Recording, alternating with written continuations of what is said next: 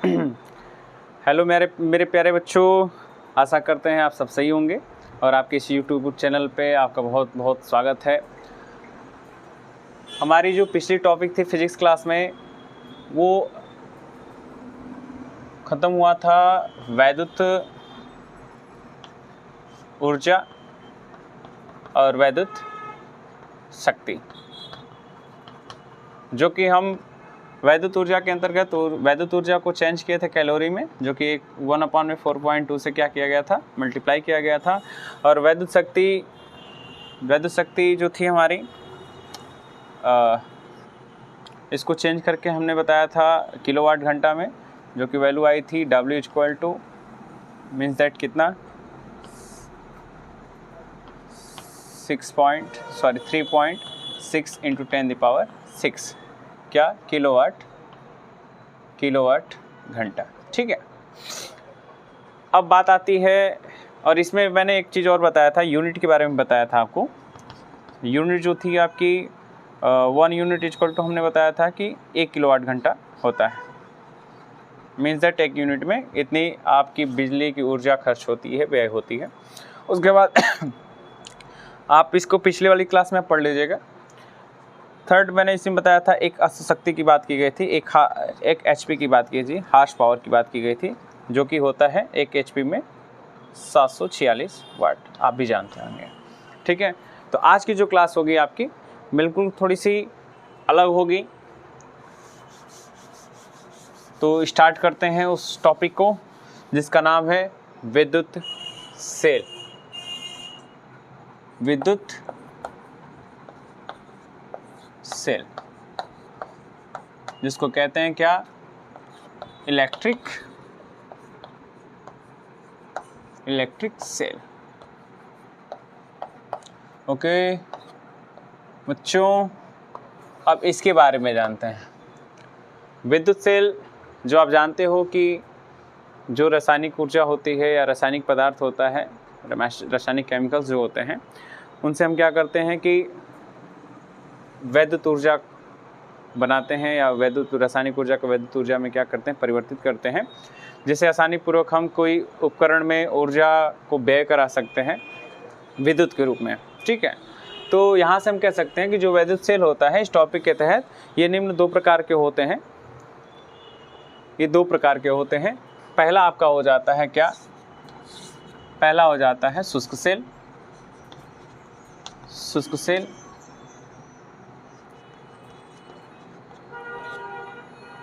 शुष्क सेल हो जाएगा, और दूसरा जो होगा आपका वो होता है विद्युत अपघटनी सेल। विद्युत अपघटनी सेल।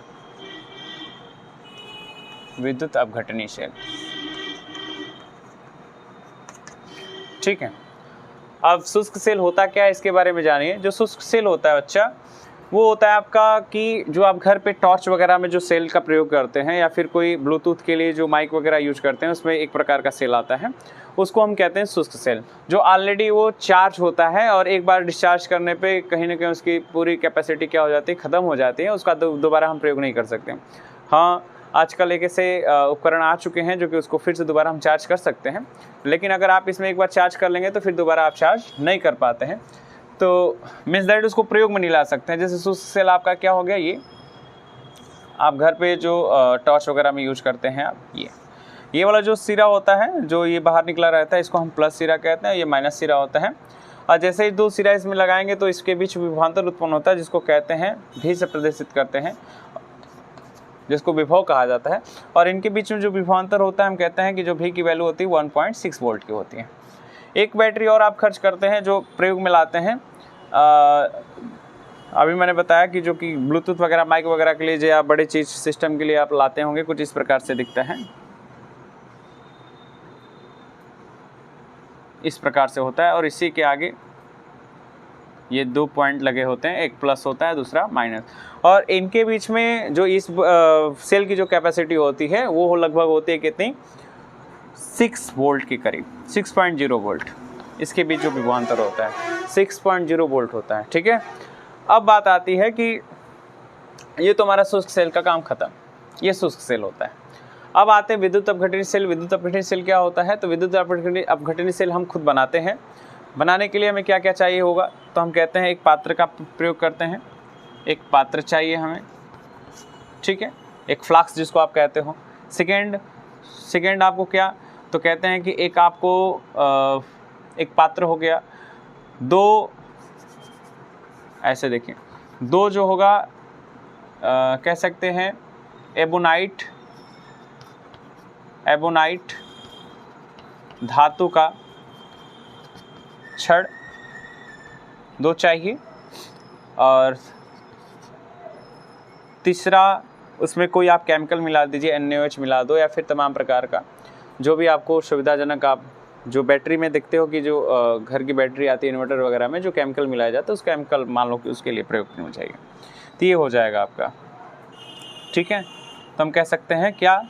द्रव्य, या हम कह सकते हैं विद्युत अपघटन, विद्युत अपघट्य, ठीक। विद्युत अपघट्य पदार्थ चाहिए आपको, विद्युत अपघट्य पदार्थ। विद्युत अपघट्य पदार्थ मतलब कि ऐसा पदार्थ जिसके जो आयन होंगे वो दो भाग में क्या हो जाते हैं? टूट जाते हैं, एक धन आयन दूसरा ऋण आयन में। अब बात आती है कि इसको बनाएंगे कैसे। तो हम क्या करेंगे कि पात्र जो आपके पास फ्लास्क होगा, ये वाला,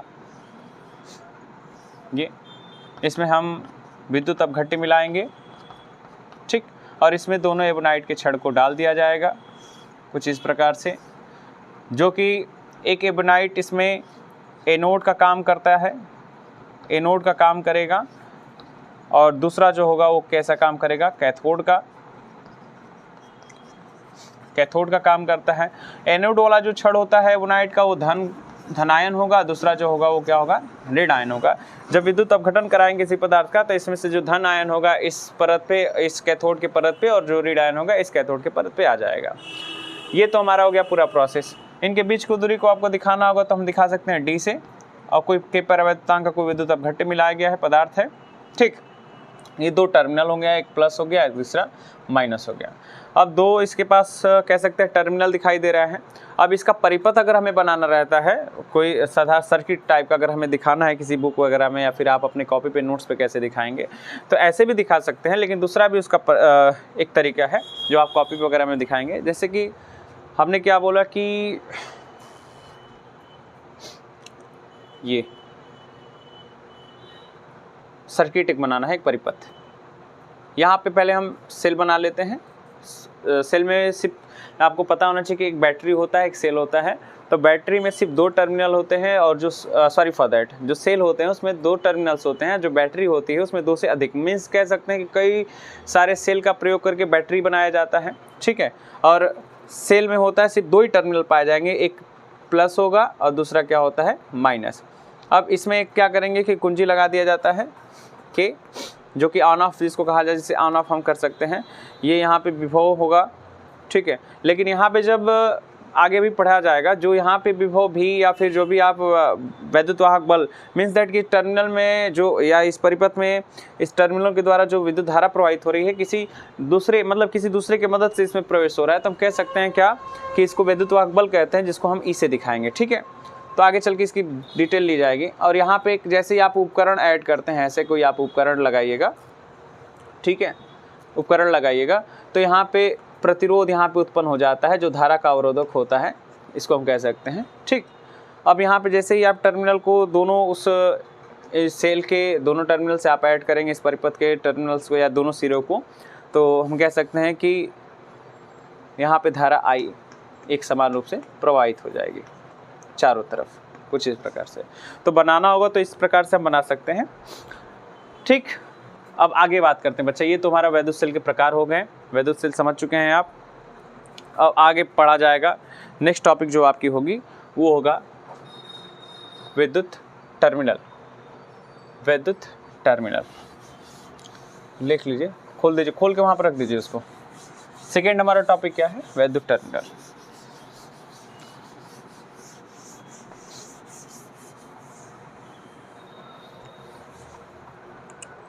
चलिए, क्या मैंने बोला बच्चा? वैद्युत भी बोलते हैं, एक मिनट,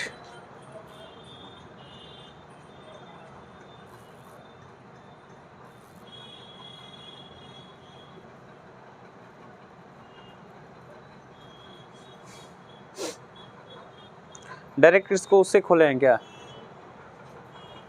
गैलरी से ओपन करिए। नहीं है क्या? है तो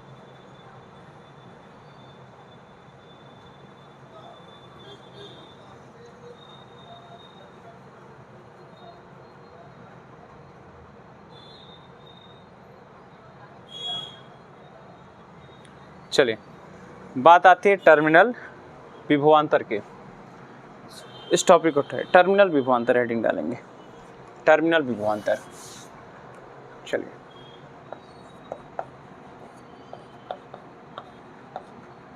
टर्मिनल विभवांतर, विभवांतर क्या कहते हैं इसको? टर्मिनल कह सकते हैं, terminal potential difference, terminal potential difference.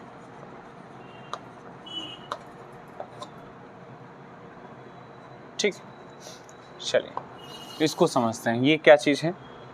तो जो अभी मैंने आपको सर्किट बना के दिखाया है, जस्ट अ टाइम अभी आपको मैंने दिखाया, वो क्या था कि,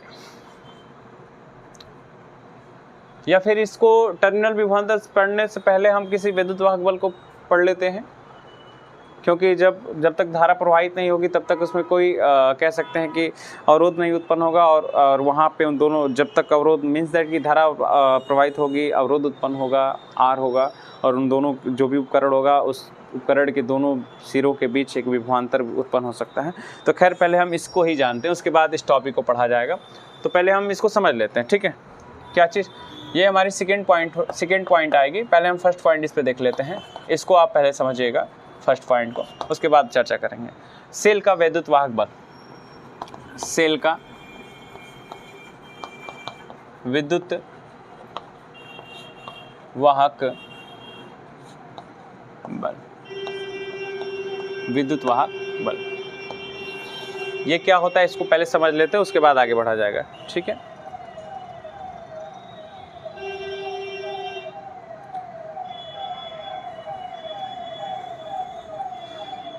इलेक्ट्रोमोटिव फोर्स इसको कहा जाता है, तो हम कह सकते हैं इसको शॉर्ट फॉर्म में EMF ऑफ सेल। अब ये चीज़ क्या होती है इसको समझिए। जैसे मैं एक सेल बनाता हूँ, सेल को कुछ इस प्रकार से दिखाया जाएगा, पूरा करके दिखा देते हैं आपको। ये आपका हो गया फ्लक्स जार, जिसको भी आप जिस चीज़ से आप जाने, पात्र है आपके पास। इसमें हम 2 एबोनाइट के छड़ को मिला दिए और इसमें मैंने विद्युत अपघट्य ले लिया, ठीक है? एक सिरा क्या हो जाएगा आपका, एक सिरा प्लस का और दूसरा माइनस का। अभी क्या करते हैं कि एक हम इसमें परिपथ बनाते हैं और यहाँ पे एक टर्मिनल लेंगे, एक हम उपकरण ले लेते हैं जिसमें हम कह सकते हैं कि वहाँ पे धारा का अवरोध उत्पन्न होगा, जिसको हम कैपिटल R से भी दिखा सकते हैं। ऐसे यहाँ पे एक आपका उपकरण आपने ले लिया, ठीक? इस प्रकार से जैसे इस सेल के दोनों टर्मिनल से इसको ऐड किया जाता है, इसमें धारा I प्रवाहित होने लगती है एक समान रूप से, ठीक? अब कहते हैं कि ये सेल का विद्युत वाहक बल होता क्या है, तो कहता है कि जब किसी भी एकांक, जैसे ही आप इसको टच कराएंगे, दोनों टर्मिनल को इसके दोनों सिरों से आप टच कराते हो, तो क्या होगा कि इसमें जो आवेश Q होगा, तो कहते हैं एकांक आवेश जब इस पूरे परिपथ में एक चक्कर लगाता है, एकांक क्षेत्रफल पे जब पूरा चक्कर लगाएगा, वही हमारा क्या कहलाता है, सेल का विद्युत वाहक बल। एक शॉर्ट फॉर्म में हम इसको समझ सकते हैं। अभी लिखेंगे इस चीज़ को, बोलेंगे भी, लिखेंगे बोर्ड पे, आप उसको सही से करिएगा। तो क्या होता है कि पूरा चक्कर जब ये पूरा लगाएगा, ये ऐसे मीन्स दैट सेल के साथ, सिर्फ परिपथ की बात नहीं कर सकते, पूरे सेल सहित, ठीक है? ये जो एक चक्कर लगाता है कोई एकांक आवेश, यही इसका क्या कहलाता है, सेल का विद्युत वाहक बल कहलाता है, ठीक है? तो लिखेंगे इसको, मेरे साथ आप लिखते भी चलिए। लिखेंगे क्या, एकांक आवेश को, एकांक आवेश को, एकांक आवेश को पूरे परिपथ में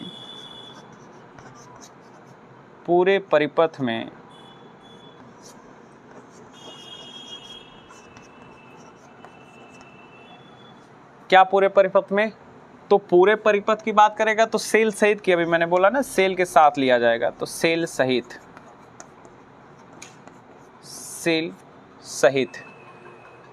प्रवाहित करने में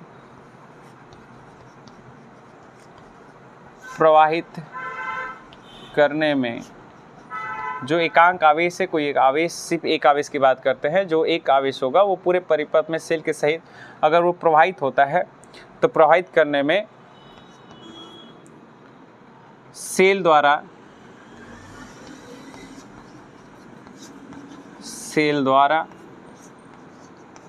दी गई ऊर्जा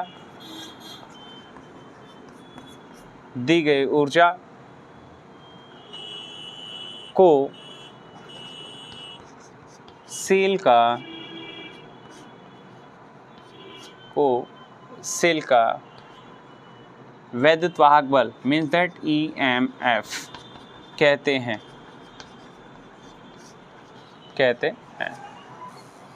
कह रहा है कि जैसे ही कि कोई धन आवेश होगा और ये जैसे इसमें हम बैटरी के दोनों सर्किट से लगाते हैं, दोनों टर्मिनल से हम ऐड करते हैं, तो इसमें एक धन आवेश, सिर्फ एक की बात करते हैं, करने के लिए तो बहुत सारे आवेश एकांक की जगह पे मतलब बहुत सारे आवेश ही इस पे चक्कर लगाएंगे, पूरे प्रवाहित किए जाएंगे। तो कहता है सिर्फ एक आवेश की बात करते हैं। तो जब एक आवेश पूरा ये चक्कर लगाएगा सेल के साथ और इसमें जो ऊर्जा उत्पन्न होगी जिसकी वजह से ये उपकरण हमारा जलेगा या इस उपकरण में जो धारा खर्च होगी, ऊर्जा संचित होगा, खर्च होगा, तो हम कह सकते हैं कि वही हमारा क्या कहलाता है, सेल का विद्युत वाहक बल कहलाता है। ठीक है, अब नीचे से लिखेंगे इसको, हम लिखा जाएगा, इसे कैपिटल ई से प्रदर्शित करते हैं, कैपिटल ई से प्रदर्शित करते हैं। ओके, और चूंकि आप एक फार्मूला जानते हो, V बराबर क्या होता है, V बराबर क्या होता है आप जानते हो, W अपान में क्या होता है, Q। विभव बराबर किसी एकांक आवेश को किसी वैद्युत क्षेत्र में लाने में किया गया कार्य वैद्युत विभव कहलाता है। उसी प्रकार वैद्युत वाहक बल भी है, एक एकांक आवेश पूरे क्षेत्रफल में जो गति करता है, उससे जो ऊर्जा संचित होगी, ऊर्जा व्यय होगा, वही हमारा क्या कहलाता है, वैद्युत वाहक बल कहलाएगा। मीन्स दैट V की जगह पे हम दिखाएंगे E से, E बराबर क्या हो जाएगा, W बटा में Q। इसका मात्रक क्या हो जाएगा, सेम मात्रक जो विभव का मात्रक होता है, क्या हो जाएगा, W कार्य का होता है जूल प्रति कूलाम, या इसको हम क्या कह सकते हैं, वो क्या इसको कहा जाएगा, वोल्ट कहा जाता है, या मात्रक क्या हो जाता है, वोल्ट हो जाता है। ठीक है, कोई दिक्कत नहीं होना चाहिए। ये आपका कंप्लीट, इसको आप स्क्रीनशॉट भी ले सकते हैं या साथ में लिख रहे होंगे तो बहुत अच्छी बात है। चलिए नेक्स्ट टॉपिक, अब बात आती है किसकी, अभी जो मैंने फर्स्ट हेडिंग डाल रखा था टर्मिनल विभवांतर, ये हमारे फर्स्ट हेडिंग थे, इसको पहले हमने समझ लिया कि क्या चीज़ होती है। तो ये हमारा हो गया सेल का विद्युत वाहक बल। और सेकेंड हेडिंग आती है हमारी, क्या बात करते हैं, विभव मीन्स दैट टर्मिनल विभवांतर का। चलिए देखिए, अभी क्या करते हैं, टर्मिनल विभवांतर को समझने के लिए हम फिर से एक विद्युत अपघटनी सेल बनाएंगे और इसमें विद्युत अपघट्य पदार्थ मिलाया जाएगा। और दो हमने छड़ ले लिया एबोनाइट का, ग्रेफाइट भी कह सकते हो, ग्रेफाइट का भी छड़ ले सकते हैं, जो कि एक एनोड और एक कैथोड का काम करता है। और इससे कोई आप परिपथ को ऐड कर दीजिए, एक सिरा प्लस से एक सिरा माइनस से, और यहाँ पे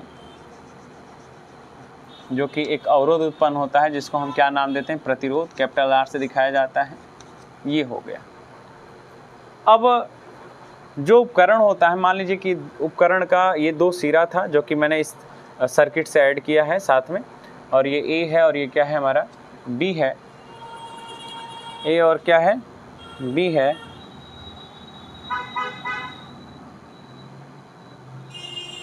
एक मिनट, क्या समस्या आ गई, 9 ठीक।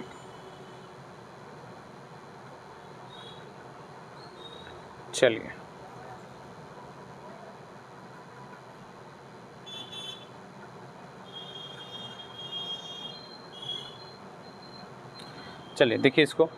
तो कहता है कि जब यहाँ पे एक प्रतिरोध उत्पन्न होगा इस उपकरण के सिरों के बीच, तो कह सकते हैं कि इन दोनों उपकरणों के सिरों के बीच एक विभवांतर भी उत्पन्न होगा, जिसको हम किससे दिखाएंगे, कैपिटल भी से। और यही विभवांतर जो होता है इसको हम क्या कहते हैं, टर्मिनल विभवांतर के नाम से जानते हैं। ठीक है, अब लिखा जाएगा, इसको लिख के देखेंगे। किसी परिपथ के दो बिंदुओं के बीच, ये कोई परिपथ है और इसका ये दो बिंदु है। कहता है कि किसी परिपथ के दो बिंदुओं के बीच, किसी परिपथ के दो बिंदुओं के बीच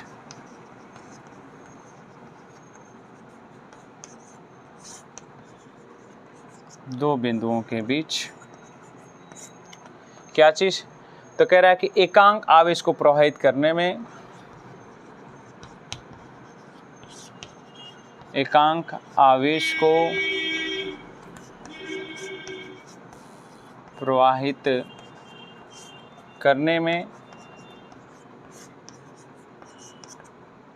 करने में किए गए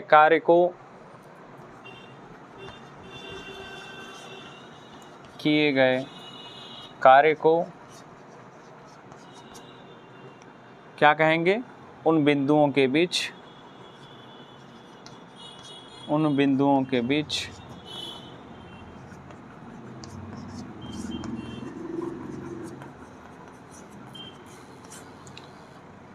टर्मिनल विभवांतर कहते हैं।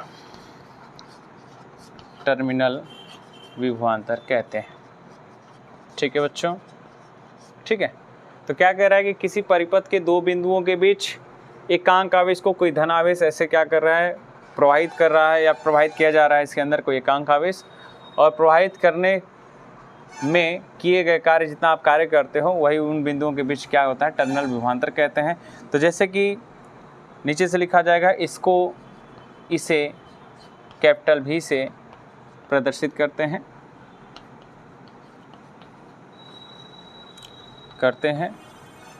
तो चूंकि भी बराबर क्या हो जाएगा, कोई एकांक आवेश Q है, इसको प्रवाहित करने में, इस परिपथ में दो बिंदुओं के बीच प्रवाहित करने में जो कार्य करना पड़ रहा है, यही हमारे क्या कहलाता है, टर्मिनल विभवांतर कहलाता है।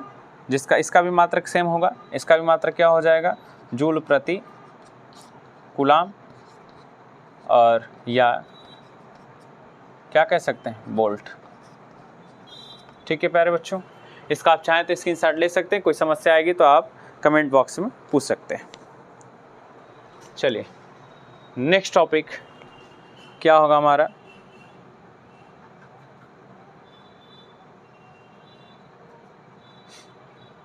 अब बात आती है सेल का आंतरिक प्रतिरोध। नेक्स्ट टॉपिक आपका होगा सेल का आंतरिक प्रतिरोध, उसकी बात करते हैं।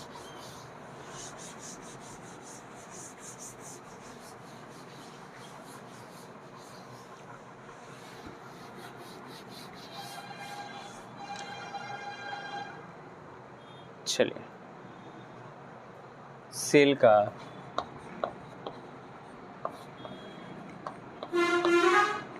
आंतरिक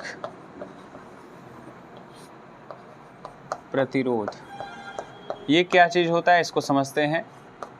ठीक है, सेल का आंतरिक प्रतिरोध मीन्स दैट क्या, internal resistance of a cell, internal resistance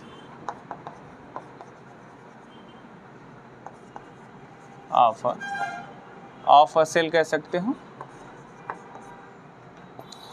ये क्या चीज़ होता है इसको समझिए।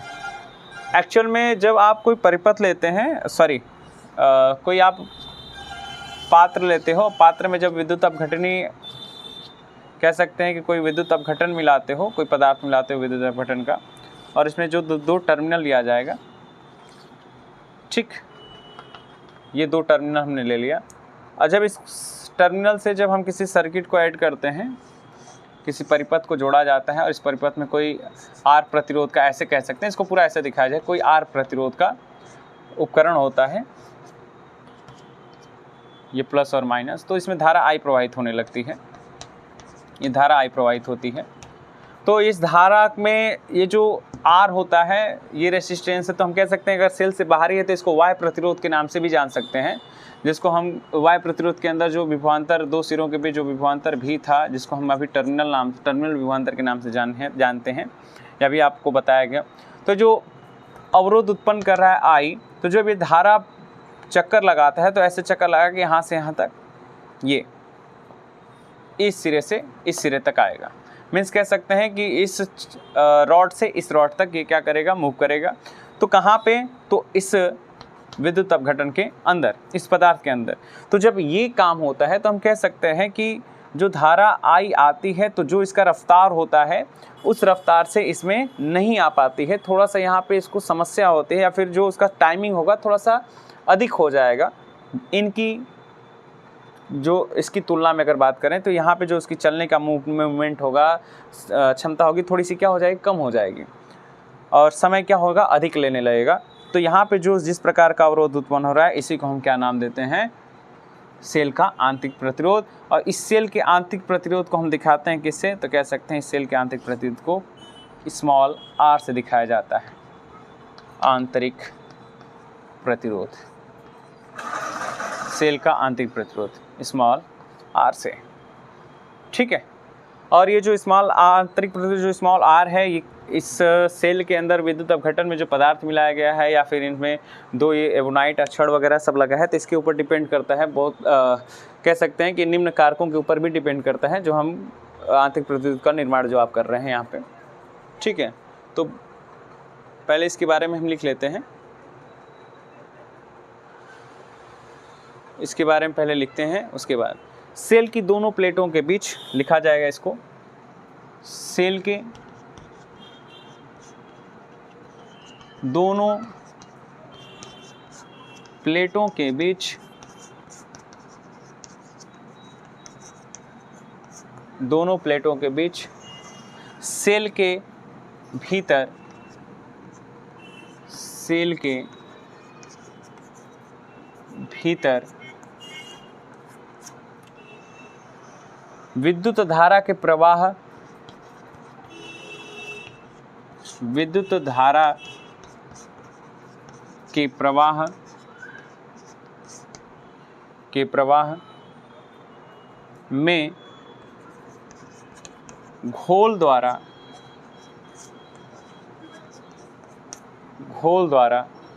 उत्पन्न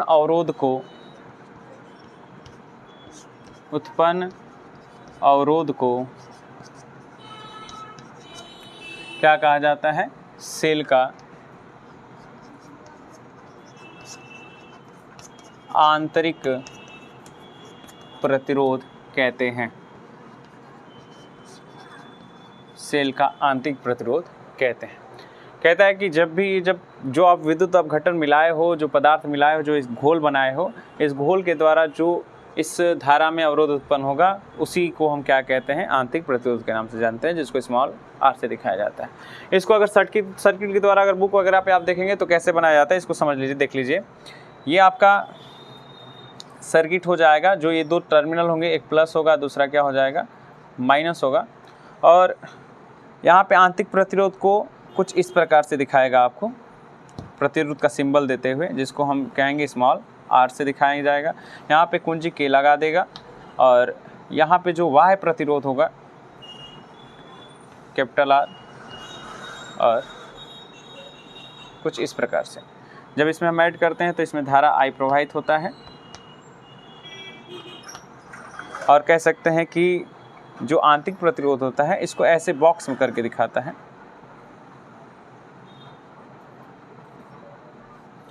ऐसे बॉक्स में करके दिखाता है। ये दर्शाता है कि ये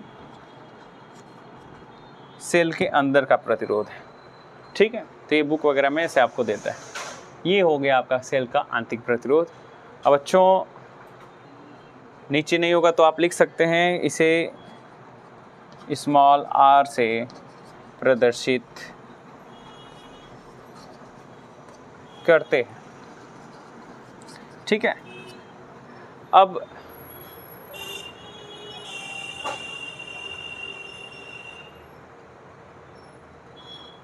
कल की जो क्लास, आज बच्चा बस इतना ही, और जो कल की क्लास होगी हमारी, कल की क्लास ये जो स्मॉल आर है, आंतरिक प्रतिरोध है, निम्न बातों पर निर्भर करता है, जैसे कि सपोज दैट इनके बीच की दूरी के ऊपर डिपेंड करता है। दो छड़ हैं जो आपके ग्रेफाइट के छड़ भी, एबोनाइट ग्रेफाइट के छड़ जो हैं, कह सकते हैं कि इन दोनों के बीच में, इनके बीच की दूरी डी पे डिपेंड करता है। इनमें घोल के ऊपर मतलब सांद्रता के ऊपर डिपेंड करता है विद्युत अपघट्य के, ठीक है।